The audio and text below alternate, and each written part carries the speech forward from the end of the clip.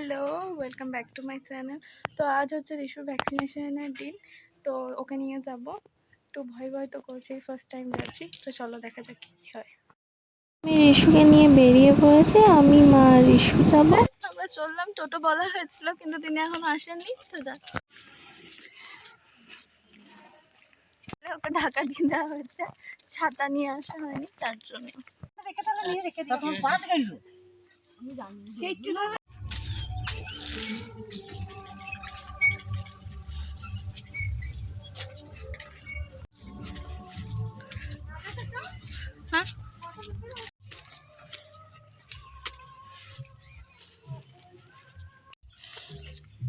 তো আমার যেহেতু কষ্ট হচ্ছিল, মা সেটা দেখে রিশুকে নিয়ে নিয়েছিল। তো মাই হাঁটছিল গোটা রাস্তাটা ওকে নিয়ে। এটা হচ্ছে হসপিটাল চত্বর, এখানে ঠান্ডা জলের জায়গা আছে। যে আমরা হসপিটাল চত্বরে ঢুকে পড়েছি, আর ভেতরটাও তোমাদের দেখাবো কেমন দেখতে না দেখতে। এই যে অনেকটা বড় এরিয়াটা, একটা বট গাছ।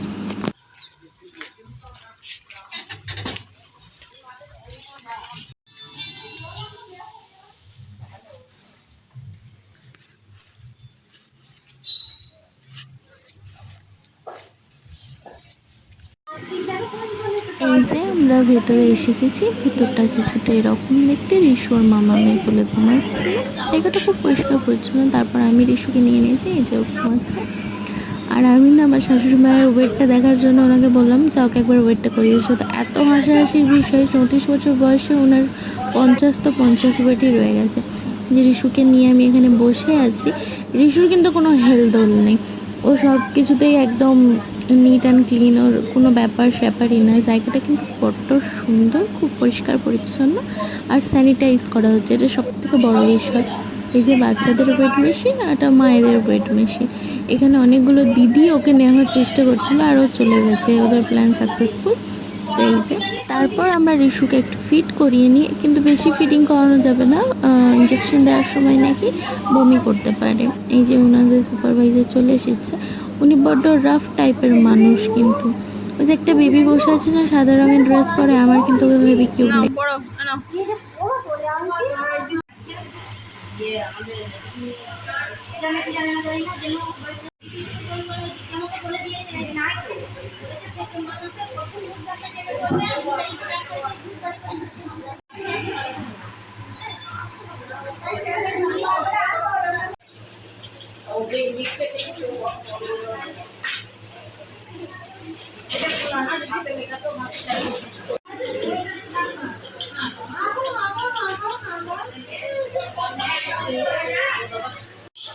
আমার সিনটুসকে দেখিছো ভালো করে দেখিছো, আমার দেখিছো সোনা আমার।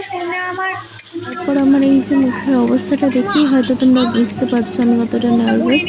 ইঞ্জেকশনটা রিশুর হবে, কিন্তু আমি নার্ভাস। হয়তো মা না হলে বুঝতে পারতাম না মায়েদের কষ্টটা কোনখানে, তার সন্তানের ব্যথা লাগলে কতটা লাগে। আজ বুঝতে পারছি মায়ের গুরুত্ব কতটা, নিজে মা হবার পর।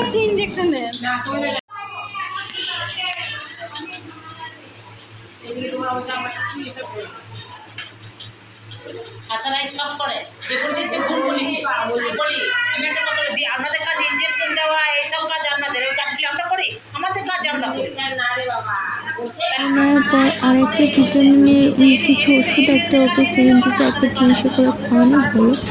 বাট আমার কিন্তু মনটা সেই জায়গাতেই আটকে তো, যে আমার মেয়েকে 3টা ইঞ্জেকশন দেওয়া হবে।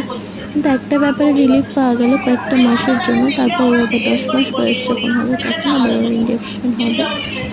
তারপরে ইঞ্জেকশনের ভিডিওটা নেওয়া উচিত না।